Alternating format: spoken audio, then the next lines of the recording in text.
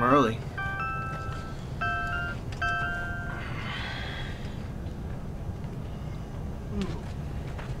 What's up, man? Damn, you're here early. Yeah. Like nobody else here. Yeah, I had some work to do. So. Well, wanna grab some lunch? Alright.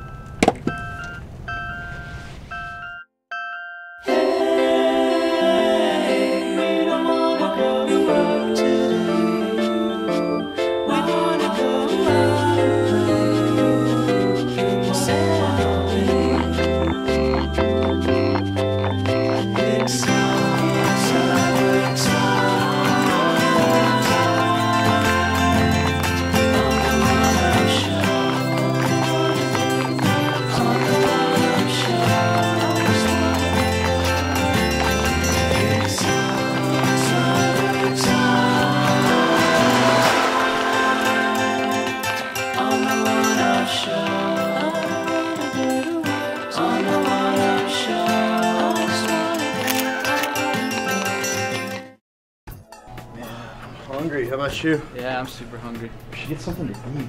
Where should we go? I don't know. What do you feel like? I like What's up, John? How you doing? Hey, man. Hey, You John. want to get some lunch, man? We're about to get some lunch. No, I'm fine. I'm just... Okay. Boy, that was weird.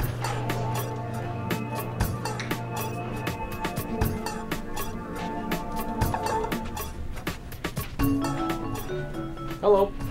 Hey, Hi. how you doing? Good. All right.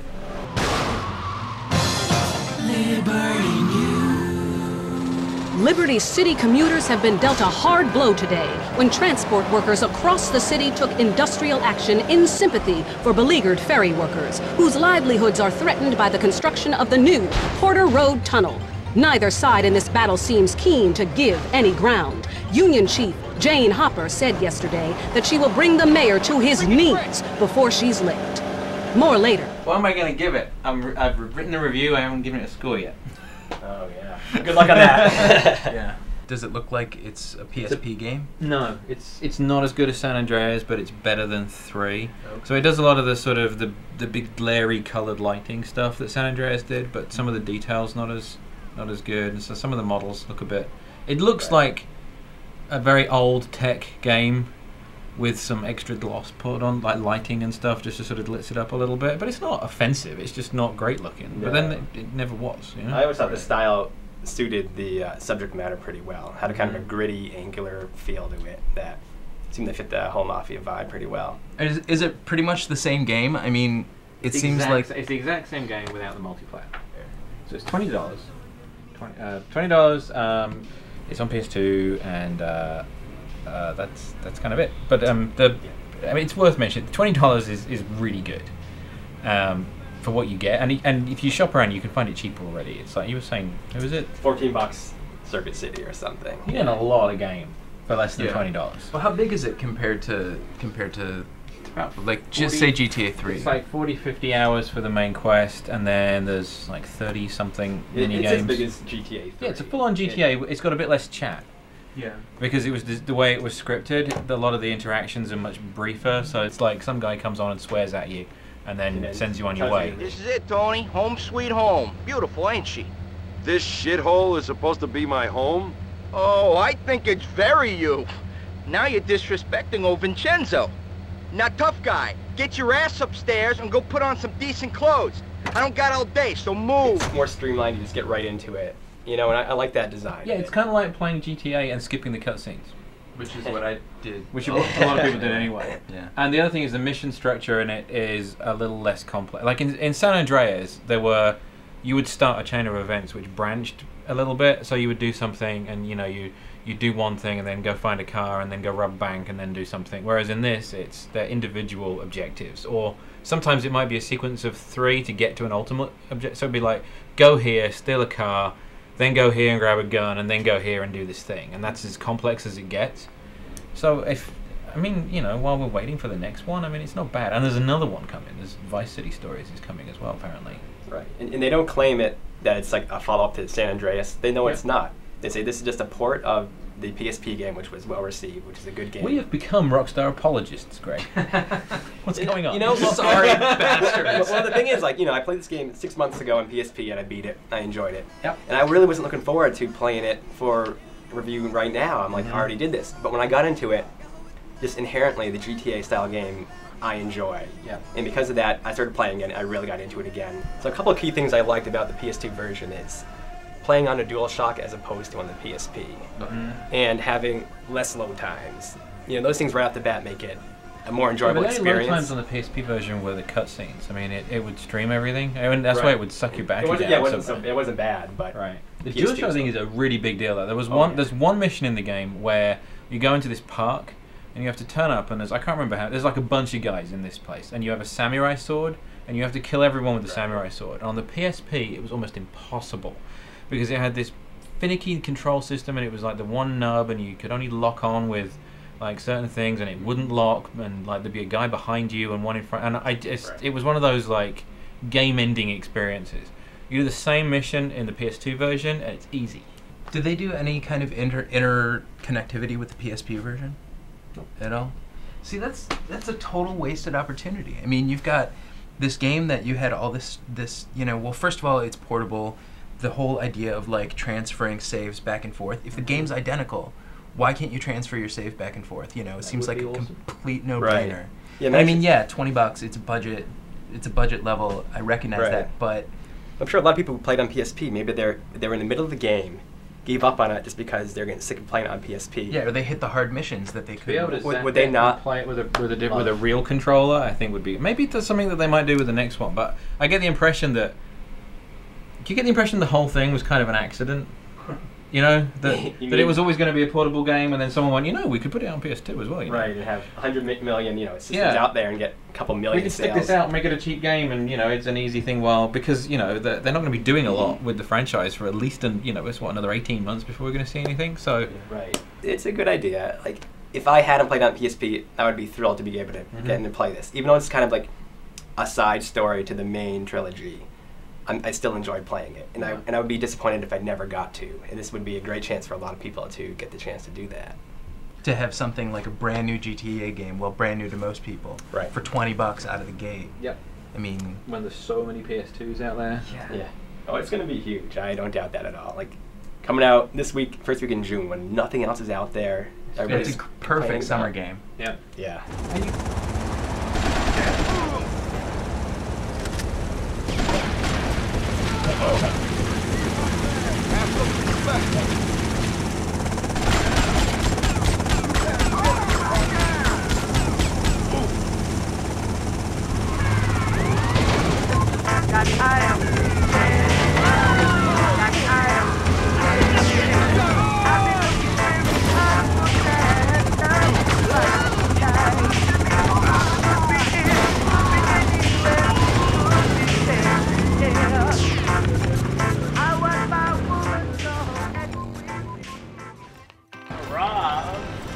Speaking of Rob, where has he been, dude? Like, I haven't seen him for a I while. think he went to Chicago to visit Patrick and check out the Symphony. Oh, whoa. Hey, Ryan. Hey, what's up?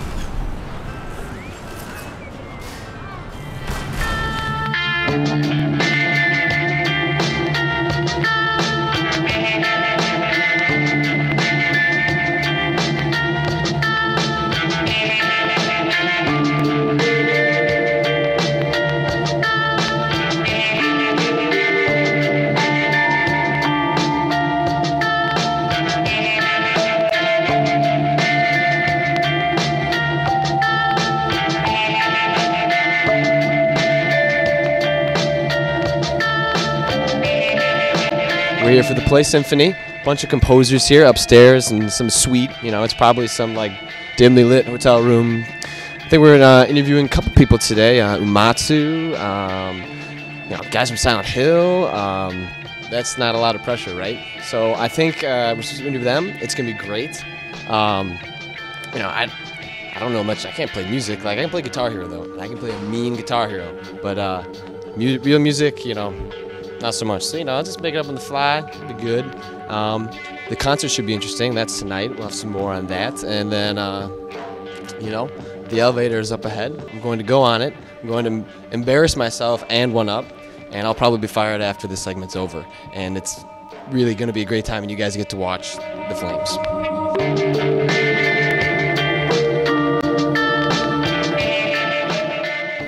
All right, my first question is, what are you working on right now? What projects are you currently focusing on?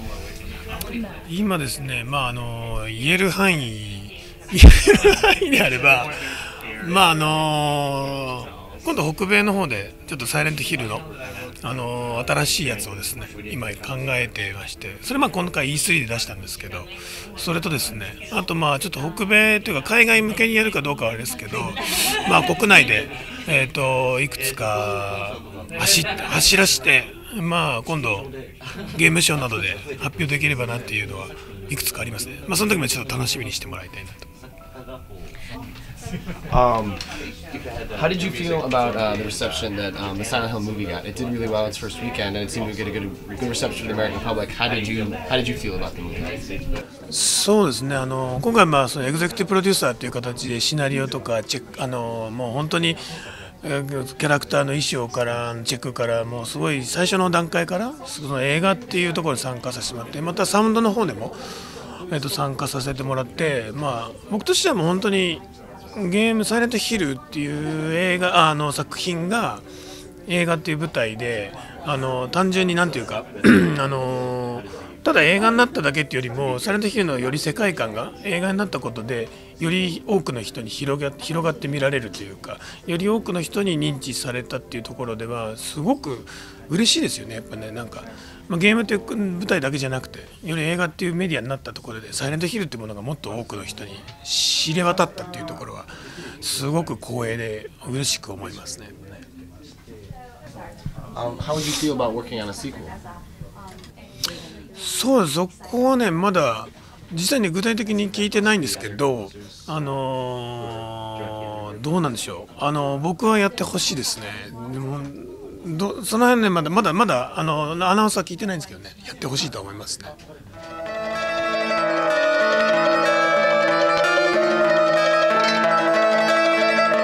Like, with Silent Hill, the original composer was involved. Is that something you'd like to see happen with? Well, Halo? what can I say? It's Hollywood. I don't have any decision making there. I'm crossing my fingers. I would love to see. I'd love to be actually involved in some way. That would be an honor. Would be great.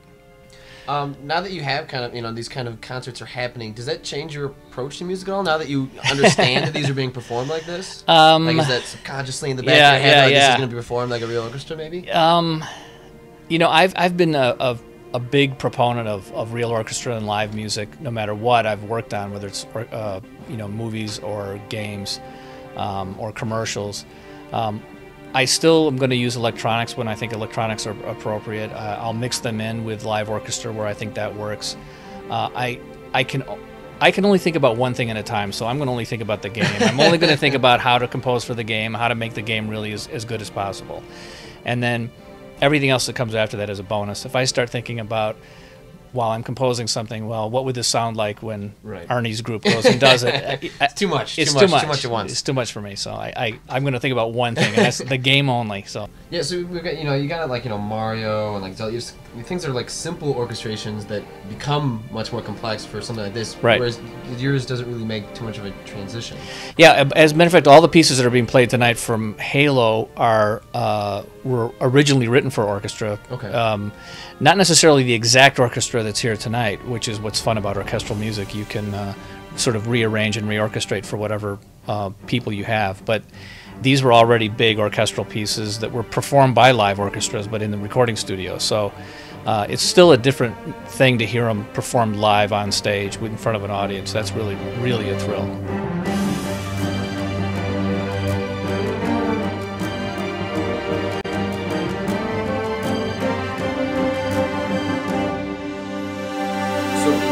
Style have you approached with Blue Dragon? How is it different than what you've done with the Final Fantasy series and other things that you've worked on?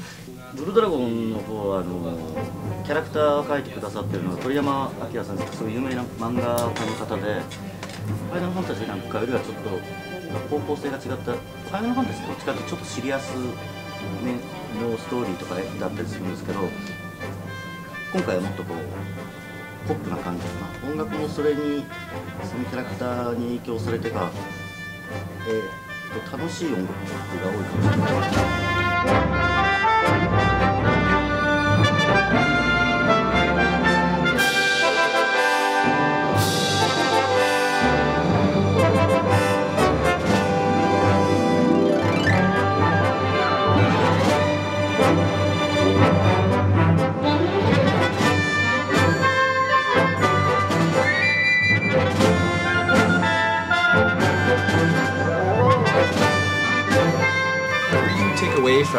Did you take any influences away from American artists compared to Japanese artists and composers of like video game music, or just music in general?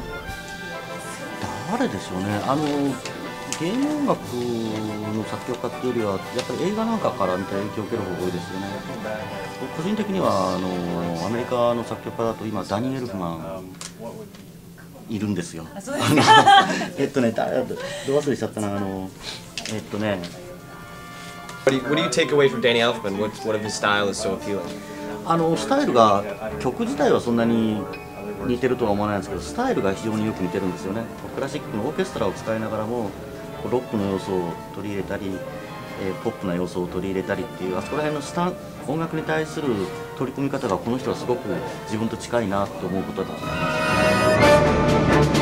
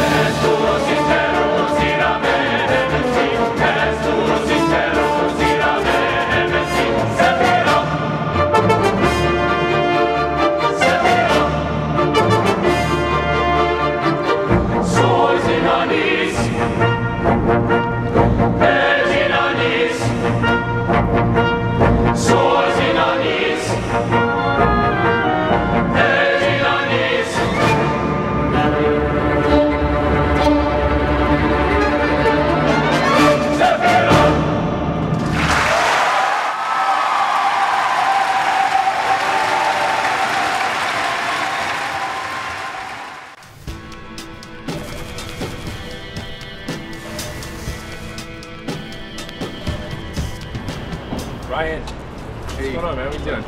I'm playing Episode 1, Half-Life 2 Episode 1. You want to play a PC game on a Mac? Because I can. Why do you want to play a PC game on a Mac on the sidewalk? Because I can. Just give me a hand with this.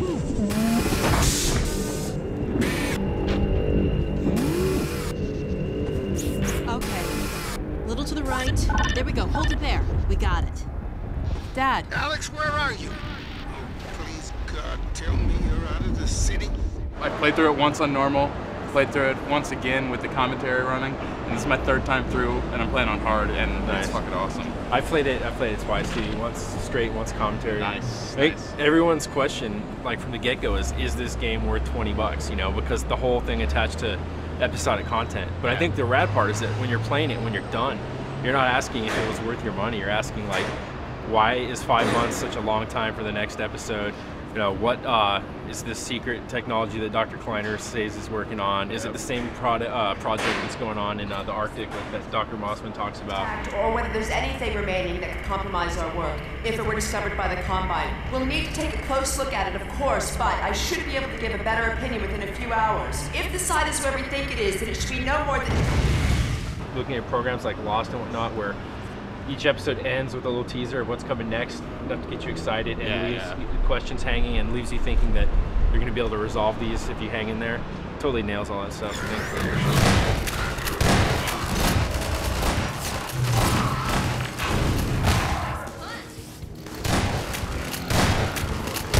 I think that a lot of the reason that the game has slowed down, or it feels a lot tighter than before, is because obviously Alex is with you 100% of the time this time, you know. Right.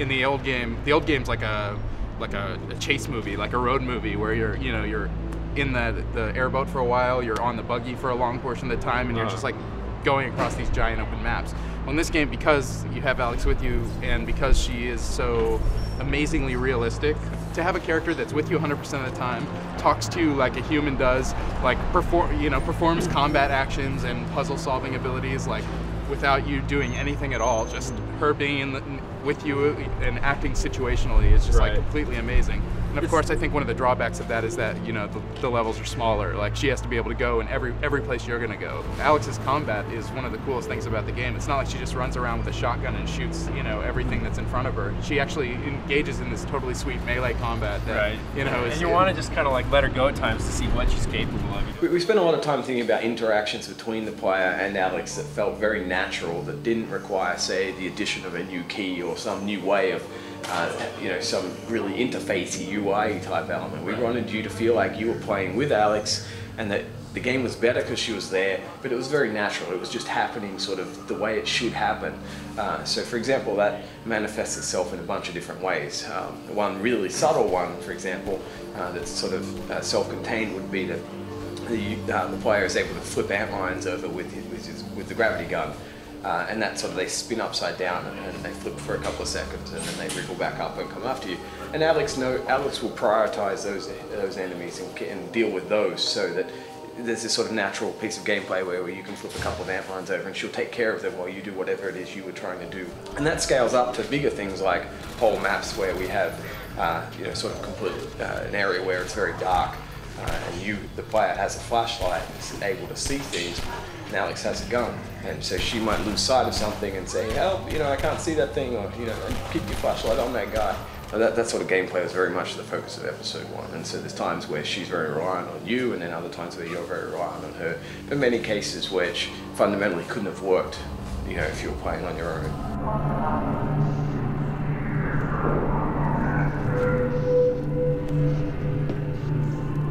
What the hell are those things? Totally works for me.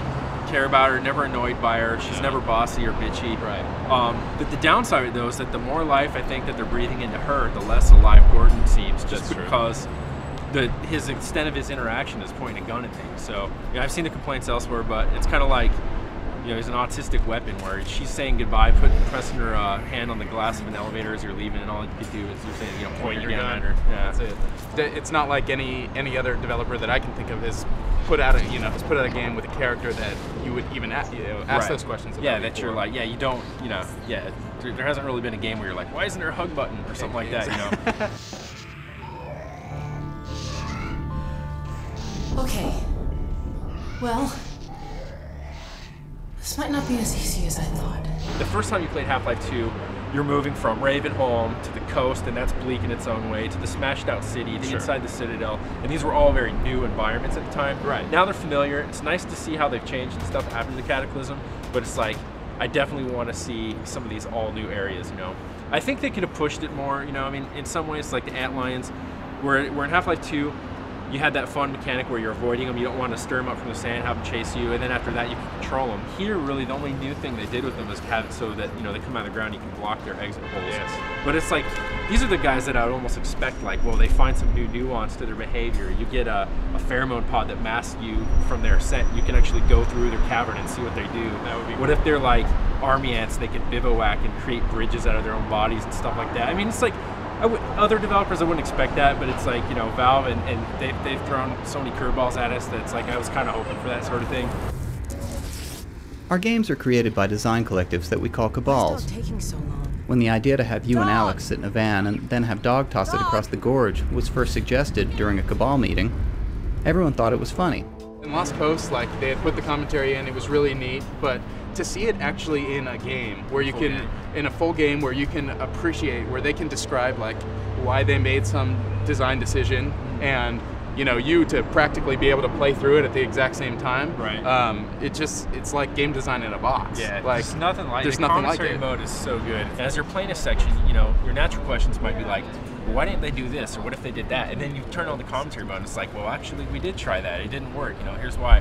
What's even better is the times when they decide to take control of your camera and basically show you something that that's like graphical. Like there's one particular section where they turn the enemy nodes onto the floor and show you how their characters walk around, and there's another one where they show off a bunch of Alex's combat animations.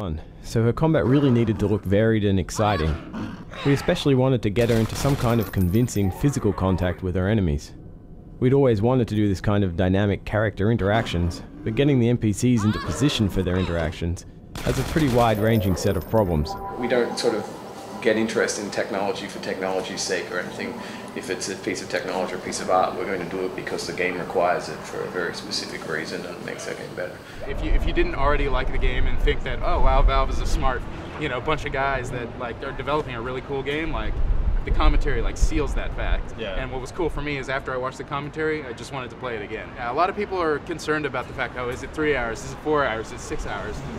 I think I finished it my first time through in 4.5, and then on hard, my friend played through it on hard first, right? And it took him like 6 hours. So your mileage will vary, your time will vary, but I think there's enough meat in there that you'll want to play through it once. You'll probably want to play through it again for the commentary, and it feels like a roller coaster ride that you could just keep going and going and going again and still enjoy it. And that's what, like, again, it's like the disclaimer is like a lot of people would think that as being a negative characteristic of the game. I find myself saying the same thing. It's like this roller coaster ride, but then you got to stop and say, wait a minute. Like, I mean that in the best possible terms. Maybe it's because I work a lot during the week and I only have a little bit of time on the weekends to play. Like, I don't mind the fact that the game is short, and in fact liked it, and like I said, spent my entire last weekend playing through it again and again. How nice is that to be able to turn on a game and just know that, like, I'm going to be able to do this whole thing. The other thing too is it's just compulsively playable. When I got online to play it, I had this thing where we had agreed, me and a few people I play games with agreed that we're going to just go back onto the forums and post impressions like every other level.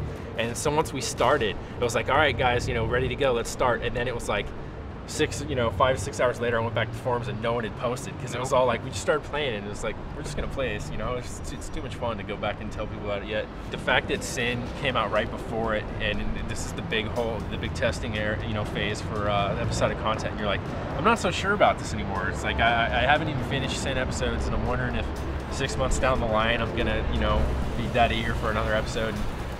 But I think, like, a lot of it just has to do with the things we're saying, like making every moment count, and just the narrative and the characters are really key. So yeah, I can't wait for episode 2 and episode 3, and God, it turned out better than I thought. Gordon, you did it! The containment system's back in place. It won't last forever, but at least we bought a little time.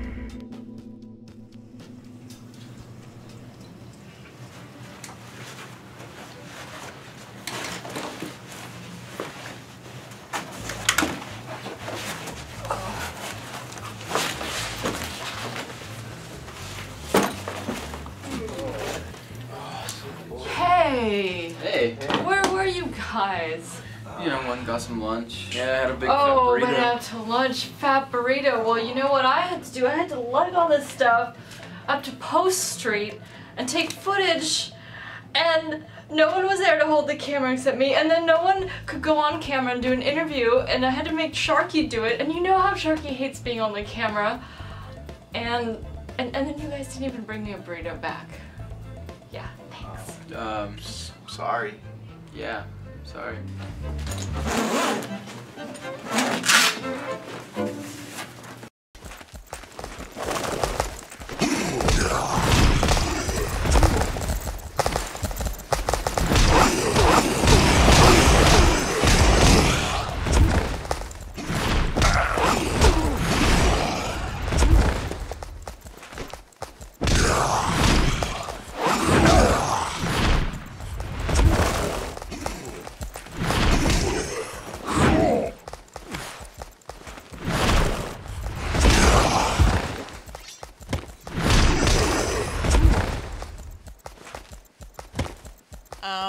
So what are some of the plans that you guys have for online? We actually have quite a few plans in store for Dark Kingdom. Really? Yeah, imagine that. We actually have quite a few things in store for the online options for Untold Legends Dark Kingdom. Outside of the single-player mode, we're planning on offering additional player characters to download, additional episodic content, additional chapters that players can download and further the storyline with. And then beyond that, things like cooperative play and versus play in arena-type settings. Okay. Have you guys had a chance to, are there any plans on the pricing structure yet? Do you know what you're going to do? For the multiplayer? Well, and for any of these online things, like the character? Yeah, we plan on offering, we're not ready to announce the specifics of how much things are going to cost, but we will be offering features that are both pay to purchase and also free to download. So there'll be a selection. Okay. Do you have any idea yet which things fall into which category? Not that we're Nope. ready to discuss All right now. Sorry.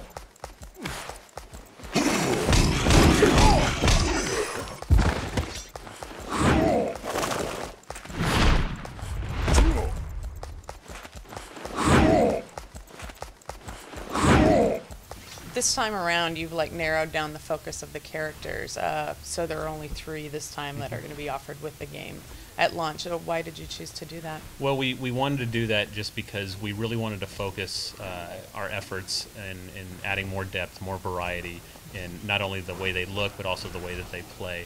And we felt that with the talent that we had on the team and the time that we wanted to devote to this, focusing on 3 characters would allow us to create very distinctly different player characters. What we have to choose from is our warrior character, and he's primarily the tank of the 3. He's the strong character that goes in and just wades right into battle. We have the scout character, which we are showing you today, and she plays very different. She's not as physically strong. She's much faster, much more acrobatic, and she primarily uses poison and cloaking abilities, and then has much faster attacks. And then we finally have our mage character, which is the traditional spellcaster. And he's capable of doing hand-to-hand combat, but his primary means of attacking is going to be keeping a distance and using spells to inflict damage on the creatures. What kinds of changes have you made in the series as you've moved from PSP over to PS3? Well, what we wanted to do was really focus on what the originals had done well and really add more depth, add more variety. So obviously the focus for the original games was combat and character progression. The first thing we wanted to do, since you're spending about 95% of your time playing this in the game, is really improve and increase the scope of what's capable in combat. So what we did was we have a light attack and a heavy attack now, and that's your basic means of melee combat. As you level up, you're going to be able to acquire new combo attacks that you actually trigger by using 3-button combinations between the light and heavy attack. And these aren't just purely for visuals or doing more damage. They're actually going to be situation-specific needs arising to use them. So maybe you're going to get into a boss battle where he has a really broad range of attack. You need to use your special combo that allows you to quickly go in, do damage, and then evade his counterattack. How many combos do you plan on having, or approximately? For each character, there's going to be over a dozen combos once you progress through the entire game. Great. All right. Let's see, online play. Is there going to be any level balancing in like the multiplayer co-op? Like if all your friends are level awesome, you're level bullshit, is there going to be some way of playing with them? Yes, there is. There's since you're playing through the storyline mode, it's going to be very similar to the storyline is going to be very similar to the single player mode, but the balance of the creatures, the amount of damage that they do, the amount of damage that you can do to them is going to be balanced based upon how many of your friends are playing with you. We're still in the midst of tuning that, but you won't be able to jump in with your super badass friend who's 3 times your level and allow him to just go through and annihilate everything in your path. Have you considered any cross-platform stuff with the PSP? At this point, no. We're focusing the majority of our efforts on delivering the initial launch for the PS3. All right. And I guess what makes you most nervous about the game? I wouldn't say there's anything that makes me nervous. We have a lot of work to do, but with the time that we're putting in right now and the enthusiasm and focus that the team has, I'm confident that we're going to be able to get this out for the launch alongside the PS3 at the end of this year. Thanks a lot.